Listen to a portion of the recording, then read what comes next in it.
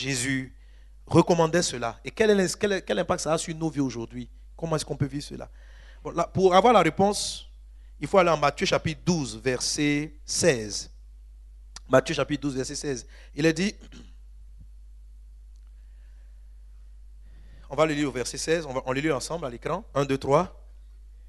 Et il leur recommanda sévèrement de ne pas le faire, afin que s'accomplisse ce qui avait été annoncé par Ésaïe le prophète. Voici mon serviteur que j'ai choisi, mon bien-aimé en qui mon âme a pris plaisir. Je mettrai mon esprit sur lui, il annoncera la justice aux nations, il ne contestera point, il ne criera point, et personne n'entendra sa voix dans les rues. Il ne brisera point le roseau cassé, et il n'éteindra point le lumion qui fume. Oh, moi, j'ai pris mon verset. Jusqu'à ce qu'il ait établi la justice de Dieu. Amen. Amen. Alléluia. Est-ce qu'on est ensemble? Donc, quand on pose la question à Jésus, mais pourquoi tu dis cela? On a l'explication en Matthieu chapitre 12. D'habitude, on ne comprenait pas pourquoi. Mais dans ce texte-là, la parole de Dieu a dit pourquoi Jésus recommandait sévèrement. Le texte dit que afin que s'accomplisse ce qui avait été annoncé par le prophète, voici mon serviteur que j'ai choisi, mon bien-aimé en qui mon âme prend plaisir. Il dit, je mettrai en lui mon esprit. Et le texte dit, il ne contestera point, il ne criera pas. Amen. Donc, pour résumer, tout simplement, ce que je suis en train de dire, c'est que Jésus faisait cela parce que le serviteur de Dieu, le serviteur que Dieu apprécie, ne se fait pas voir et il ne publie pas. Il ne publie pas. Publier, en fait c'est la publication. Aller dire, parler. Alléluia. Écoute-moi bien, ce n'est pas dit on n'évangélise pas. Il faut bien entendre la suite de ce message. Amen, amen. Amen. Il ne publie pas. Mais le texte continue en disant, qu'en agissant de la sorte, la parole de Dieu, c'est-à-dire la conséquence c'est que la parole de Dieu va être établie dans toutes les nations. Amen, amen, amen. Amen, amen. Parce que quelqu'un peut être en train de dire, mais est-ce que la façon dont Jésus procède ne va-t-elle pas empêcher la parole d'être répandue? Je vais relire le texte ici. Il leur recommanda sévèrement de ne pas le faire connaître, afin que s'accomplisse ce qui avait été annoncé par Ésaïe le prophète. Voici mon serviteur que j'ai choisi, mon bien-aimé en qui mon âme a pris plaisir. Je mettrai mon esprit sur lui. Il annoncera la justice aux nations. Donc il va évangéliser. Il va annoncer. Alléluia. Maintenant le texte dit, il ne contestera point. Il ne criera pas. Et personne n'entendra sa voix dans les rues. Il ne brisera point le roseau cassé. Il n'éteindra point le lumion qui fume. Jusqu'à ce qu'il ait fait triompher la justice. Alléluia. Alléluia. Est-ce que quelqu'un est avec moi? Donne un bon amen à la parole. Amen. Moi j'aime la parole de Dieu. En fait, dans cette mise en garde, le Seigneur nous révèle un puissant secret. Le texte dit que Jésus va adopter cette stratégie de discrétion ou de non-publication rapide pour qu'à la fin de l'histoire, la justice soit établie. Un peu comme si le fait de savoir retenir une information rend l'information plus puissante. Le fait de savoir être discret sur une vision rend la vision plus puissante et l'amène à la réalisation. Ésaïe donne la clé. Il dit, Jésus va être discret. Il va proclamer la justice, il va annoncer l'évangile, mais il ne va pas faire sa publicité. Et la conséquence, c'est que son message va atteindre toutes les nations. C'est ce qu'Ésaïe dit. Amen, amen, amen, amen, amen, amen. Amen. En fait, l'avertissement de Jésus vient pour amener tout ce qu'il nous donne comme vision, comme songe, comme rêve, comme projet à mener. Jésus nous donne cet avertissement pour que tout ce qu'il a mis en nous, les miracles qu'il a fait, puissent atteindre leur objectif final.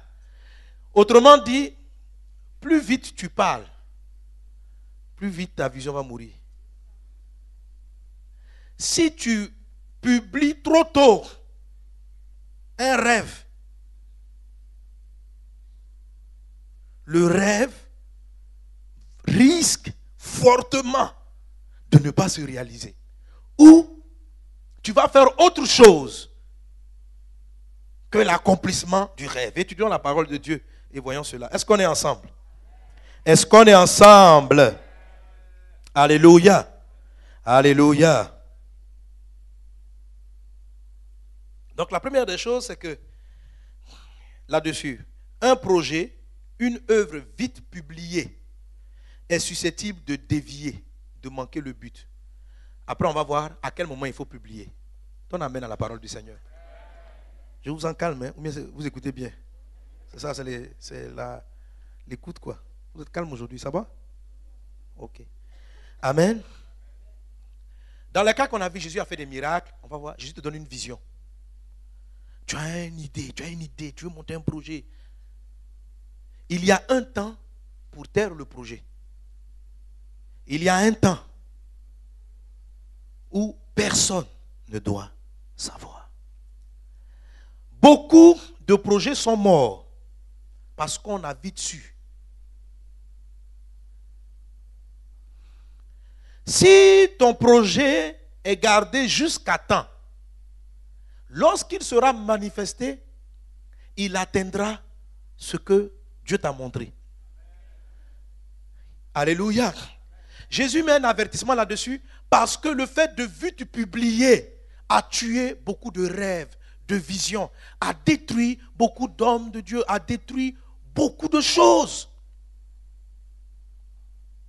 Et vous voyez, lorsque vous échouez dans de nombreux projets, vous finissez par être découragé à vous demander est-ce que Dieu même vous parle.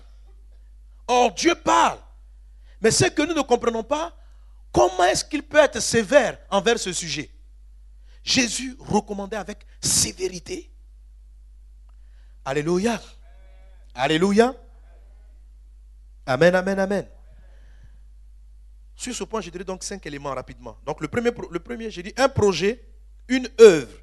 Tu peux noter ça, un projet ou une œuvre vite publiée est susceptible de dévier et de manquer le but. Amen.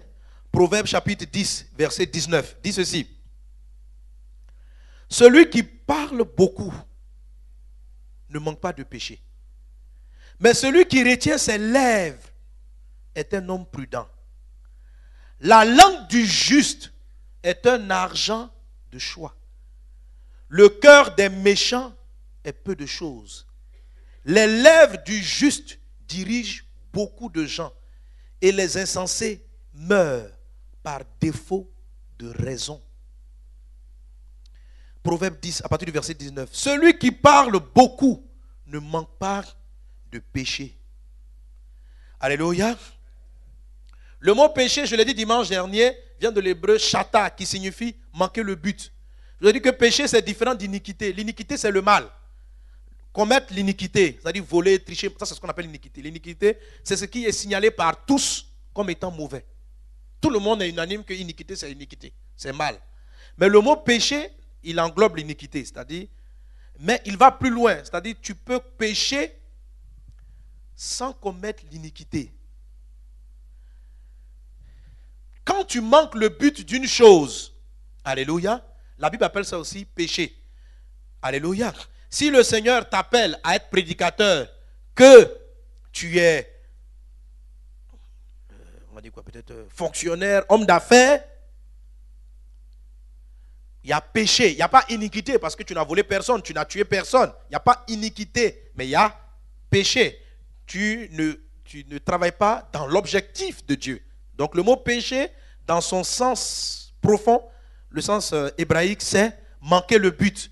Celui qui ne fait pas ce que Dieu a prévu qu'il fasse à un moment donné est en train de pécher, même si ce qu'il a fait peut ne pas signifier comme étant négatif, comme étant mal. Est-ce qu'on est ensemble? Alors ce qu'il dit, c'est que celui qui parle beaucoup ne manque pas de péché. Autrement dit, celui qui parle trop manque toujours le but. Alléluia. Si Dieu te dit comme ça, je bâtirai avec toi une école.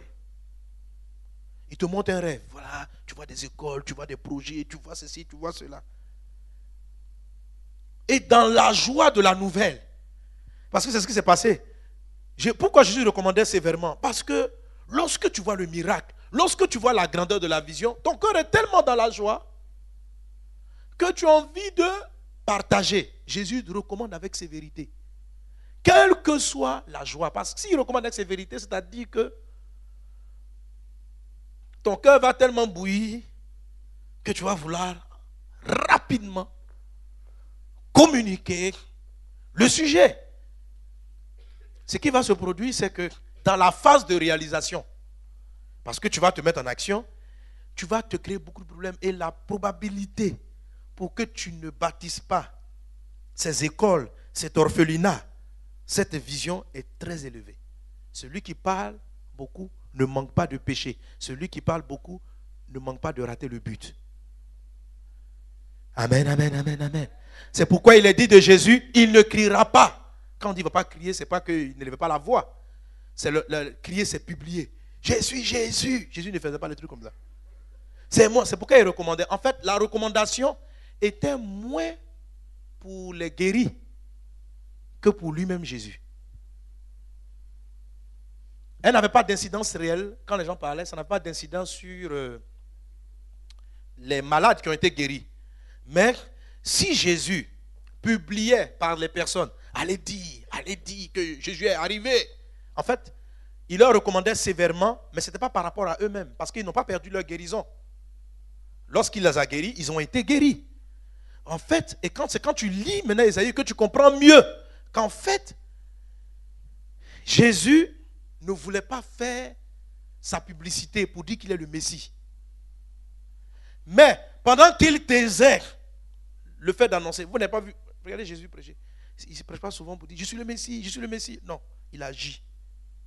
Et puis il enseigne. C'est pourquoi lorsqu'il demande aux disciples, qui dites-vous que je suis? Il ne savait pas qu'il était le Messie. Il y en a qui disent que tu es Jean-Baptiste, d'autres disent que tu es un prophète. C'était une information. Et lorsque Pierre a fini de dire, tu es le Christ, le Fils de Dieu vivant, il dit, c'est le Saint-Esprit qui t'a parlé. Pourquoi? Parce que Jésus lui-même ne le disait pas. Sans quoi? Quand il a dit, qui dites-vous que je suis? On a dit, mais tu es le Christ, c'est ce que tu nous as toujours dit. Il ne l'annonçait pas. Jésus ne l'annonçait pas. Amen, amen, amen, amen. Amen. Amen. Parce qu'il ne l'a pas annoncé, ça atteint le but. Aujourd'hui, dans le monde entier, nous tous, nous savons qu'il est le chemin, la vérité, il est la vie, il est le Messie. Donnez un bon amen. Alléluia. La Bible dit ceci, la vie et la mort sont au pouvoir de la langue. C'est de cela que la Bible est en train de signifier. La vie et la mort sont au pouvoir de la langue. C'est-à-dire, par ta langue, tu peux tuer. Parce ce que tu dis. Par ta langue, tu peux apporter la vie. Tout est une fonction de la gestion de tes paroles. Prends garde aux choses qui sortent de ta bouche. Prends garde aux informations sur ta vie, sur tes projets que tu livres aux gens. Prends garde. Ce n'est pas les gens qui vont te combattre. La nature même. Ta langue même va détruire ce que tu as commencé à faire. Ce n'est pas que la personne à qui tu as dit est mauvaise. Parce qu'il y en a qui vont dire, il ne faut pas dire, les sorciers vont prendre. Laisse les sorciers. Ici, on n'a pas encore parlé du diable. On dit, ne parle pas trop. Donc, dans ce cas-là, le sorcier, c'est un peu toi-même si tu parles trop. Amen. Amen. Laissez les sorciers tranquilles. Dieu est en train de nous dire que lorsqu'on est en phase de rêve, amen, et on va comprendre le temps après, à quel moment ça apparaît, il faut savoir être discret. Alléluia. Alléluia. Proverbe 20, 21. Un héritage promptement acquis dès l'origine ne sera pas béni quand viendra la fin. Amen.